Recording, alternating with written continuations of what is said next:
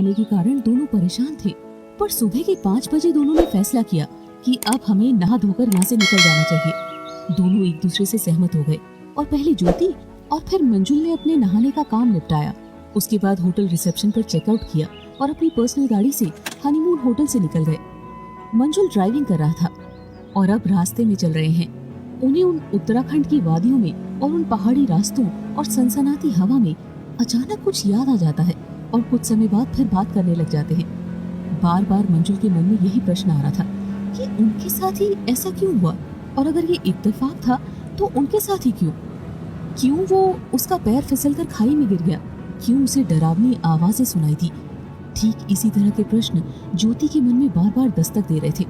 क्यों उसके अंतःवस्त्र उसे उसके प्रतिकूल मिले।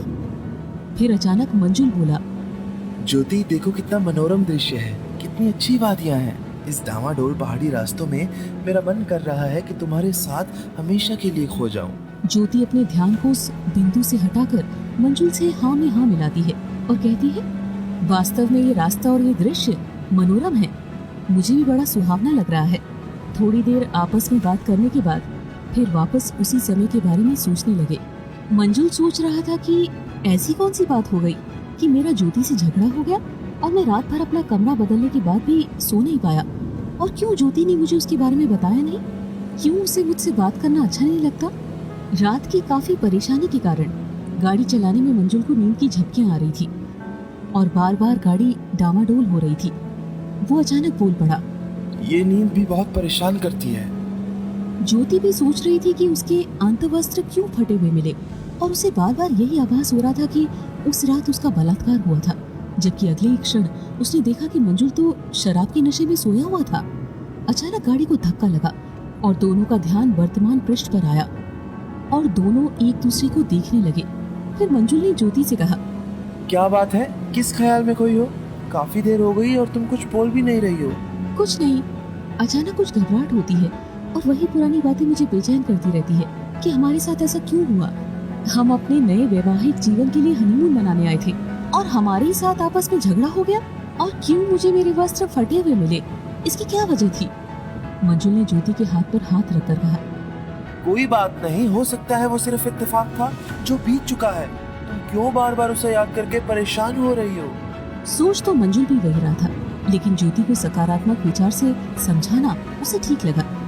मंजुल का ध्यान अभी किसी अच्छे और फेमस किले पर गया जहाँ घूमना उसके बचपन के सपनों का हिस्सा था। मंजुल ने ज्योति से कहा, अब हमें इस दुर्ग पर जाना चाहिए और वहाँ समय बिताना है, जिससे हमारे भूतकाल में जो भी हुआ हम भूल जाएंगे और कुछ अच्छी चीज भी देखने को मिलेगी। एक बहुत ऊंची पहाड़ी पर बने किले को देखने के लिए दोनों ने सहमति जताई और मंजुल ने अपनी गाड़ी को उस किले के रास्ते पर डाल दिया।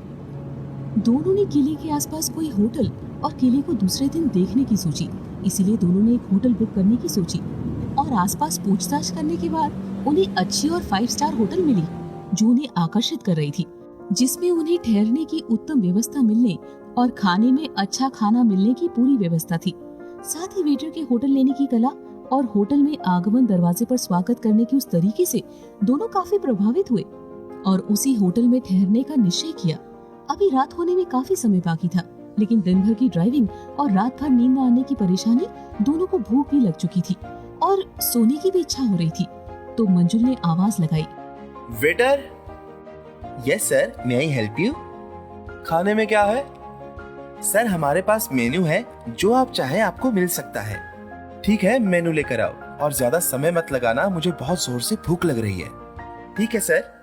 थोड़ी देर में वेटर आया और बोला, सॉरी सर, ये टेबल बुक है, आपको कोई दूसरे टेबल पर बैठना पड़ेगा, वो मैं आपके लिए उपलब्ध करवा सकता हूँ। मंजुल परेशान था तो ज्यादा बातचीत ना करके बोल दिया, ठीक है, उपलब्ध करवाओ, मुझे भूख बहुत तेज लगी है। ज्योति भी काफी देर चुप रहने के बाद बोली, मंजुल भूख तो मुझे भी लगी है और रात भर नींद भी नहीं आई, तो मुझे नींद भी आ रही है। कोई बात नहीं, खाना खाने के बाद दोनों सोने जाएंगे। इतने में वेटर मेन्यू लेकर आया और ज्योति ने मेन्यू पकड़ लिया और उसमें कुछ अपनी पसंद का तलाशने लगी। मंजुल भी सोच रहा था कि अच्छा मौका है, उस रात के झगड़े को शायद ये मेन्यू और आज इस होटल की रात भुला देगी। ज्योति ने अपने मनपसंद का खाना ऑर्डर किया। 5 मिनट के बाद, सर ये लीजिए, आपका खाना बिल्कुल तैयार है, आप अपने खाने को एंजॉय कीजिए। ये कहते हुए वेटर चला गया। अब उस टेबल पर मंजुल और ज्योति दो थे जो आपस में एक दूसरे को देख रहे थे। बीच में पड़ा खाना अपनी गर्माहट छोड़ रहा था। कुछ समय बीत गया और वेटर वापस आकर बोला, सॉरी सर, आपका खाना ठंडा हो गया है। ठीक है, तुम इसे ले जाओ और गर्म करके ले आओ। वेटर दोनों का खाना वापस लेकर गया और थोड़ी देर बाद वो खाना गर्म करके वापस ले आया। ज्योति और मंजुल अब दोनों खाना खाने लगे। धीरे धीरे अपना ध्यान बीती बातों से और जो भी उनके बीच हुआ उसे भूलने लगे। आज शाम की पूरी योजना बना रहे थे और सोच रहे थे कि जो भी हमारा उस होटल में अधूरा रहा है उसे हम इस होटल में करेंगे। आधा खाना खाया है, आधा प्लेट में बाकी पड़ा है। अचानक ख्यालों में खोई ज्योति का हाथ गर्म खाने की प्लेट में जा लगा और उसका हाथ जल गया। मंजुल ने जोर से आवाज लगाई, वेटर! वेटर दौड़ कर आया और बोला, सर बोलिए, क्या हुआ? जल्दी फर्स्ट एड किट लेकर आओ, मेरे पार्टनर का हाथ जल गया है।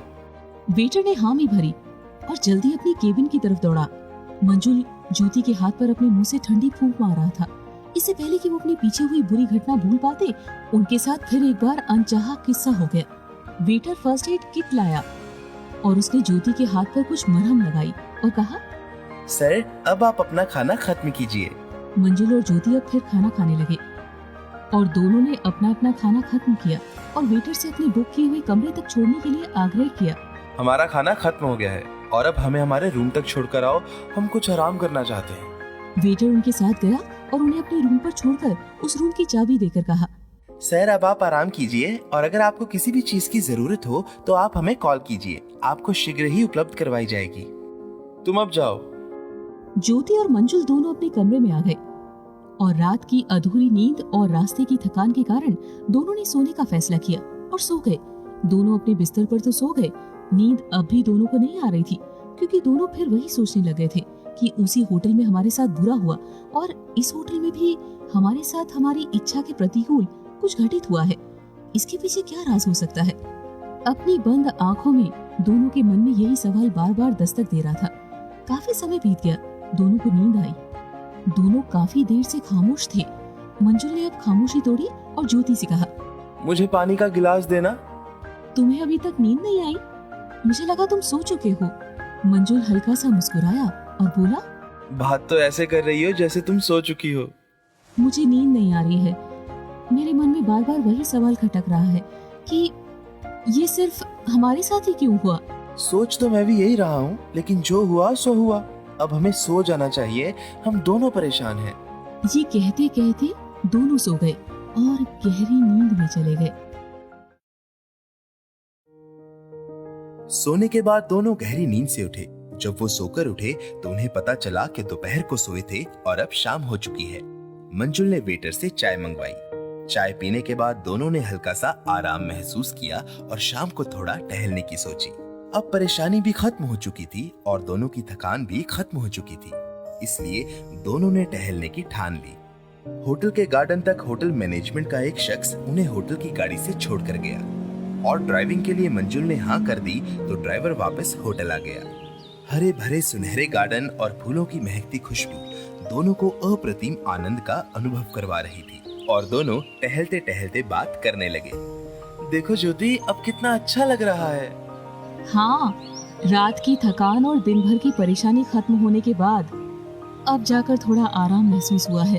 तुम्हारा हाथ तो ठीक है ना, जो दोपहर में खाना खाते वक्त जल गया था? हाँ बाबा, ठीक है। उतना नहीं जला था जितनी तुम फिक्र जता रहे हो। तुम भी ना कमाल करती हो ज्योति। तुम्हें लगता है मैं फिक्र सिर्फ जता रहा हूँ। मैं तुम्हारी फिक्र करता नहीं हूँ, होती है। दोनों ने ऐसी बातें करते और हंसते हुए टहलना खत्म कर दिया और बैठने की सोची। दोनों थोड़े दूर बैठे थे, लेकिन एक दूसरे से आकर्षित होने के बहाने आपस में नजदीक आ गए। मंजुल ने अपना हाथ ज्योति के हाथ पर रखा। ज्योति दर्द से कराहने लगी। सॉरी, मुझे याद नहीं था कि तुम्हें इसी हाथ पर जलन हुई थी। कोई बात नहीं, मुझे भी इतना दर्द नहीं हुआ जितना तुम सोच रहे हो। चलो ये बताओ, शाम का क्या प्रोग्राम है? थक कर सो जाओगी या अपने हनीमून को रोमांटिक अंदाज में आगे बढ़ाएं? तुम भी ना कमाल करते हो मंजुल। दोनों आपसी बातों में इतना घुल गए कि दोनों को पता ही नहीं चला कि शाम खत्म हो गई है। सूर्यास्त हो चुका है, रात का समय हो चुका है और मंजुल ने उस वक्त ड्राइवर को होटल भेज तो दिया, लेकिन अब उसके लिए रात में रास्ता ढूंढना काफी मुश्किल होने वाला था। फिर अचानक तेज हवाएं चलने लगी और ऐसा लग रहा था कि जैसे मौसम खराब होने वाला है। मंजुल थोड़ा घबराया, लेकिन ज्योति को साथ देखकर सोचने लगा, अगर मैं ही डर जाऊंगा तो ज्योति क्या सोचेगी। इसलिए उसने ज्योति को घबराने नहीं दिया। अब रात हो चुकी थी और मंजुल होटल का रास्ता भूल गया, क्योंकि उन्हें 2 ड्राइवर छोड़ने आया था। बरसात भी शुरू हो गई और आसमान में बिजलियों का कहर भी कुछ कम नहीं था। मंजुल के लिए अब बहुत ही भयानक समस्या थी। समय बीत रहा था। दोनों गाड़ी में बैठ तो गए, लेकिन रास्ता पता ना होने से दोनों ने वहीं रुकना सही समझा कि शायद होटल मैनेजमेंट उन्हें खोजेगा। समय लगभग रात के 10 बज चुके थे। होटल की सभी रूम चेकिंग हुई। मंजुल और ज्योति को अपने रूम में ना पाकर होटल के मैनेजर ने ड्राइवर से पूछताछ की, तो ड्राइवर ने बताया कि मैं उन्हें होटल के गार्डन में छोड़कर आया था। ड्राइवर को वापस भेजकर मंजुल और ज्योति को होटल लाया गया। तेज बारिश और कड़कड़ाती बिजलियों के कारण दोनों काफी डर भी गए थे। उन्हें उनके रूम में ठहराया गया और वेटर ने पूछा, सर आप काफी डरे हुए हैं, क्या बात हुई? कोई सहायता चाहिए तो बताओ। बताइए सर, अगर आपके साथ कुछ गलत हुआ है। एक बार हमें अकेला छोड़ दीजिए, ऐसा कुछ नहीं हुआ, हम ठीक हैं। ठीक है सर, लेकिन खाना? अभी नहीं, जब मन होगा तो मैं बोल दूंगा। Okay okay sir, as you want. Jyoti और मंजुल ने गार्डन की उस सुनहरी शाम को इस भयानक तरीके से खत्म होने की कभी सोची नहीं होगी। ज्योति, अगर तुम चाहो तो थोड़ी ड्रिंक करें, इससे हमारी घबराहट भी खत्म हो जाएगी। जैसी तुम्हारी मर्जी, लेकिन ज्यादा नहीं, बस थोड़ा ही करना। हाँ, ज्यादा नहीं, बस थोड़ा सा, उससे सिर हल्का हो जाएगा। अगर तुम चाहो तो खाना मंगा लूंगा, मगर थोड़ी इच्छा हो रही है। मंगा लीजिए, कुछ घबराहट कम हो जाएगी तो खा लेंगे। मंजुल ने फोन किया। नीचे रिसेप्शन ने फोन उठाया। जी, मैं 206 से बोल रहा हूँ, हमारे रूम में थोड़ी ड्रिंक की व्यवस्था कीजिए। यस सर, आप 5 मिनट वेट कीजिए, अभी हो जाएगी। 5 मिनट बाद वेटर ने आकर दरवाजा खटखटाया। मंजुल ने दरवाजा खोला और ड्रिंकिंग का सामान अंदर लिया और वेटर वापस चला गया। मंजुल ने ड्रिंक करना स्टार्ट कर दिया। मंजुल अब धीरे धीरे नशे में जा रहा था। जो भी पीछे के समय में उनके साथ बुरा हुआ, सब भूल से गए हैं। दोनों ने काफी नशे में जाने के बाद मंजुल और ज्योति ने खाना खाने की सोची। वेटर को फोन किया और मंजुल ने नशे की हालत में खाना मंगवाया। वेटर, तुम खाना लेकर आओ और वही लेकर आना जिससे सुबह मेरे पार्टनर के हाथ जल गए थे। मंजुल की आवाज साफ नहीं थी, लेकिन वेटर समझ गया कि मंजुल क्या कहना चाहता है। वेटर ने हामी भरी और खाना लेकर पहुंचने को कहा। दरवाजा खटखटाने की जरूरत नहीं है, सीधे अंदर आ जाना, मैं काफी परेशान हूँ। ठीक है, आपको बिना डिस्टर्ब किए मैं खाना देकर जाऊंगा। मंजुल और ज्योति दोनों अब रोमांटिक होने की कोशिश कर रहे थे। दोनों अपनी आंखों को एक दूसरे के चेहरे पर से हटाने में असमर्थ थे। दोनों के हाथ एक दूसरे की तरफ बढ़ रहे थे, धीरे धीरे नजदीक आ रहे थे। दोनों की आवाज खामोश हो गई, सिर्फ उनका शरीर आवाज कर रहा था। दोनों को जैसे तलब लगी हो। धीरे धीरे एक दूसरे में खो जाने की बात करते करते आपस में इतने जकड़ गए कि भूल ही गए उन्होंने खाना भी नहीं खाया है और ऑर्डर भी दिया हुआ है। अचानक वेटर आ जाता है। दोनों को इस हालत में देखकर वो बिना कुछ बोले खाना रखकर वहां से चला जाता है। नीचे आकर फोन करता है। फोन की रिंग सुनकर ज्योति और मंजुल एक दूसरे से दूर हुए और मंजुल ने फोन उठाया। हाँ बोलिए। सर, आपका खाना बिना आपको डिस्टर्ब किए आपके रूम में पहुंच चुका है और अगर आप चाहो तो चेक कर सकते हैं। ठीक है, मैं देखता हूँ, कहकर मंजुल ने फोन काट दिया। मंजुल और ज्योति खाना खाने लगे। ड्रिंकिंग की वजह से दोनों खाना काफी धीरे खा रहे थे और एक दूसरे से बात करने में काफी बिजी थे।